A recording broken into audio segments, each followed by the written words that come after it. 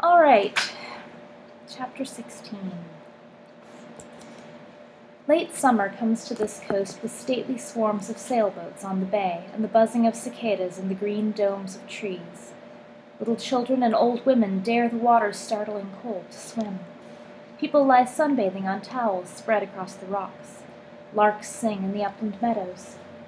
Bentley woke when a hand brushed the hair out of his eyes. He was lying on his stomach with his pajama top wadded beneath his chest. At the moment the hand touched him, he was dreaming about making a catapult with Joe Persis. They threw stuff into the sunshine and laughed. He rolled over and opened his eyes. Ellen was sitting on the side of his bed. She was wearing a white shirt. Summer had turned her hair light gold. Bentley saw the pain in her eyes. "Hello," she said softly. Bentley stared at her. "Hi," he said. "Know what time it is?" He shook his head. 11:30. Feel like getting up, darling?" Bentley's arm and chest hurt. His legs were sore from having walked so far. But the night before, Dr. Christine had examined him and said he wasn't sprained or anything. He yawned and stretched. Ellen put her arms around him and sat up, carrying him with her. Bentley held on around her neck. He could feel her trembling. "Can Slally talk yet?" She shook her head. Bentley tightened his arms around her. He put his chin on her shoulder and looked at his room.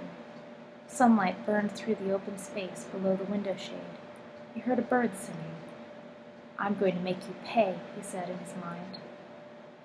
He heard a wave rattling on the gravel shore. What will be is not for you to say." His bedroom was dim. The lid of his toy box was closed. He'd put the stone back the night before, after Ellen, his father, and Slally had hugged him. McGraw had told about him, and Dr. Christine had finished checking him over. Ellen released him and stood up. "Hungry?" Bentley nodded. "By the time you've brushed your teeth and dressed," she said, "Slally and I will have breakfast for you." She stood looking down at him. Bentley was afraid she was going to start crying in front of him. Ellen rumpled his hair. "We're going to have to do something about that before—" She didn't finish the sentence. She took her hand off his head. "Sweetheart," she said, "promise me you'll make your father get your hair cut before you go back to school." "I promise," Bentley said. He gazed up at her. "My dad said you and Slally have to go. How come?" Ellen took a deep breath.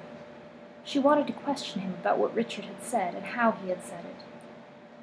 "Couldn't you just not have to?" Bentley asked. Ellen was held by emotions too powerful to express. "Your father isn't home this morning, sweetheart," she said. "He had to go somewhere." "Yeah, but couldn't you—" "Come on, Bentley darling," she said. "Get dressed." She walked across the bedroom and closed the door behind him. She didn't weep until she was in the hall. Bentley washed, brushed his teeth, and put on the last dungarees and shirt that Helga had ironed for him. Then he went out into the hall, too. He stood at the door of his father and Ellen's room, looking at the packed suitcases lying on the floor. When McGraw and Dick Amberstam drove him home the night before, he'd heard a man on the radio talking about a war. Slally had been sitting on the sofa with her fingers locked together. Her face was pale and frightened again when she looked at Bentley. She didn't make a sound. Bentley's father had told him, when he put him to bed, that Ellen and Slally were leaving. Bentley stood in the doorway of the sunlit bedroom. "You did it," he whispered. "My works are as many as all the lives that have ever been lived," answered the voice in the humming of summer. "Today I'm going to make you pay," Bentley said fiercely. There was no reply.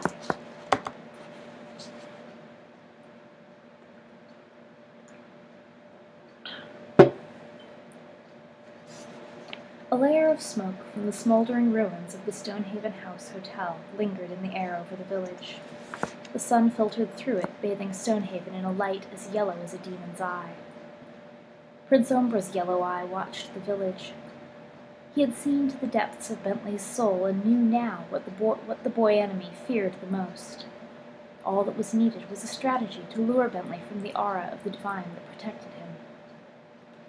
Lord Ombra's fourth brain showed him the memory of another summer, lost in the passage of centuries, but remembered in the legends of the world. In the crushing heat of that year, the dreaded one had stood, incarnated as a mortal. in the midst of a vast Greek army arrayed before the dusty walls of Troy. For 9 seasons the legions of Agamemnon had camped there, besieging the city of King Priam.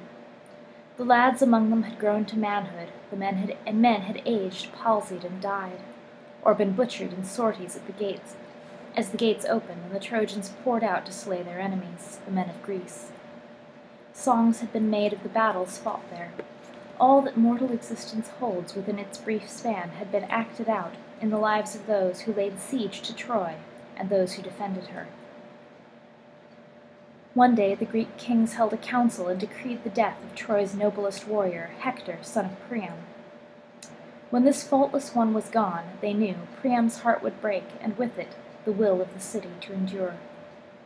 Standing among the king commanders, Ombra spoke. "Hector by rights is mine," he said in the guttural barbaric accent of the human being he had become. "My quarrel with him is old, older than the death of Patroclus, older even than this war." Agamemnon, king of Mycenae, the leader of the Greek invaders, frowned at the barbarian chieftain. "And how will you lure him out?" "I will offer him single combat," Ombra replied. "None will assist him or me. He will have my promise." His hot eyes looked toward the Trojan walls. "He will not refuse me, Agamemnon. Hector and I have sought each other for a long time." A messenger was sent to the city. Hector was in his chamber when the challenge and the promise of single combat were delivered. "All your life you have waited for me, Prince of Troy," the messenger said, repeating the words he had learned by rote. "Now come forth, let us be done with it." Hector's heart was heavy. He knew that the hour of his destiny had come, and shame burdened him. "What is the name of your master?" he asked the messenger. "I cannot give it, son of Priam," the man replied. Hector took the stone of Ra from a jar. He lashed his shield to his left arm and clenched the talisman of heroes in his left fist. He took his sword and went alone to the temple of Hermes beneath the city's southern wall. As he made sacrifice in the smoky gloom, he saw a priestess watching him from the shadows. Her eyes were those of the cavern angel who had given great Hector instructions for his mortal life. Hector turned away from the angel, but its voice spoke to him in that place sacred to Hermes, god of luck, of music. He who watched over the fates of young men and escorted the souls of the dead to Hades. "Your cause is just, Hector," said the cavern angel. "You go forth this day not in the service of Troy, but to save the world. Believe your heart." Hector tried to find comfort in those words, as slaves opened the gates for him. He tried to believe the importuning of his borrowed heart as he stepped onto the scorched plain of Troy. The gates groaned shut behind him. Above, the army of Priam watched from the walls. Before him the Greek kings stood in the front ranks of their massed warriors. The silence was as if the whole world had paused in its business to watch. Hector looked from king to king. Menelaus the wronged, Agamemnon the obsessed, the crafty Odysseus, all stared back at him. "One among you knows the secret of my heart," Hector called out. "Let him step forward, and I will spill his blood upon this dust to make a garden for scorpions." And one among the Greeks did know that in his heart Hector scorned the cause of Troy, and that he feared more than anything else meeting a foe who had no doubt. That one stepped from the ranks of kings. His eyes glittered on either side of his helmet's nosepiece. His muscular fighting arm came down, and he pointed his short sword at the Trojan hero. "Now our hour has come, O fool of God," Ombra bellowed. Hector gazed at him. The doubt within him did not show on his face. "It is you, then," he said quietly. "It is I," answered Achilles with the unfathomable rage. "Speak to your heaven, Hector. Tell it you will not return, for you shall have no grave. Your corpse will rot in this place as fodder for the dogs of Troy." Then savage Achilles, warlord of the barbarous Myrmidons, threw himself down upon Hector with a wild cry. They fought in the midday heat, and Achilles' promise was honored. No Greeks came to his aid. Nor did any try to restrain him after Hector had fallen. Achilles lashed the Trojan hero's body to his chariot and dragged it 12 times around the walls of Troy. This unspeakable act, body mutilation, was seen as Achilles' revenge for his lover Patroclus, slain by Hector. But it was not. Ombra, having used honor's promise to lure Hector from Troy, committed an act of dishonor upon his enemy's corpse. It was the mark of Ombra, in the Trojan chronicles, proof to those who read it aright that the dreaded one was there that day. In the hot noon of the northern coast, Ombra now prepared a promise for Bentley Ellicott.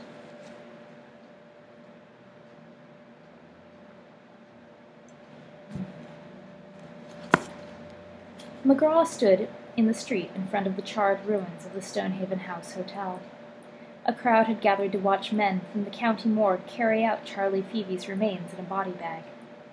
McGraw turned away and walked down the street to the police station, mounted the steps, and opened the screen door. His head hurt like hell. Dr. Leon had stitched up his wound, and the anesthetic was wearing off.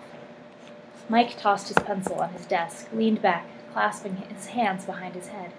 Find Charlie, did they? McGraw nodded and sat down at his desk. How's Dick? Dick will be all right, Mike answered. Nobody in his right mind likes to kill, especially not somebody you know. McGraw stared at the morning mail on his desk. He was exhausted and depressed. Everything should have been over. Bentley Ellicott and the Drake girl were back home. Steve Slattery was in jail. Charlie was dead. And Mike had rounded up 4 witnesses who swore that Willie Bill had been in town all evening. But the oppression went on. McGraw still felt the presence around him in the smoke from the burned hotel. No breeze had come to clear it out of the village. The police chief turned on the radio beside his desk. A newscaster said that the president would speak to the nation at 5 in the afternoon. The strategic bombers were in the air. The hotline had gone silent. The fighting around a distant city was becoming more desperate. McGraw turned off the radio. Something else had to happen. Bentley sat at the kitchen table, trying not to be angry. He couldn't eat the last English muffin on his plate. He was too tight with fury. Sally was sitting across from him in a white sleeveless blouse. Her face was pale, and she looked as if she'd been crying all morning. Ellen sat between them, her elbows on the table and her hands clasped beneath her chin. She could feel Bentley trying to hold in his anger. I wonder where my dad went, he said. He'll be back, darling, Ellen told him. She unclasped her hands and touched his cheek. Maybe he just didn't want to be here when we leave. Bentley looked at the muffin on his plate. Yeah, he said glumly. I guess that's why he went away. He raised his head. When are you going? Slally's father will be here about 3, she said. Bentley looked across the table at Slally. Hey, he said. We could still have time to go down to the wharf. Slally didn't move. Or maybe we could go over to Dr. Christine's, Bentley said. Slally stared at him for a moment. Then she looked at her mother. Don't you want to say goodbye to him? Bentley asked, bewildered. Slally looked at him, very slightly. She shook her head. Don't you want to see anybody before you leave? Bentley, Ellen said gently. Bentley, darling, please don't be upset with her. I think she just wants to stay close to me. Bentley stared at Slally. He wasn't even her interpreter anymore. Ellen took his hand. Please try to understand, sweetheart. She loves you as much as ever. It's only that... Slally suddenly slid off her chair. Ellen was still holding Bentley's hand when they heard a choking noise coming from the stairs where Slally was crying. Ellen got up and went into the hall. Bentley let himself out by the back door. He stood looking at the wall of foliage, motionless in the heat of the day. Coming home after everything he'd been through was like his daydream about coming home after he won the World Series. He smelled the thin wisps of smoke drifting up from the village. He wondered what Main Street looked like without the hotel standing on it. Nothing can ever be the same, whispered the voice in the second air. Bentley knew that. He knew who was saying it to him. He didn't want to hear it or know it. His rage swelled in him as the stone of Ra's power surged through him. Bastard! He yelled furiously into the hushed air.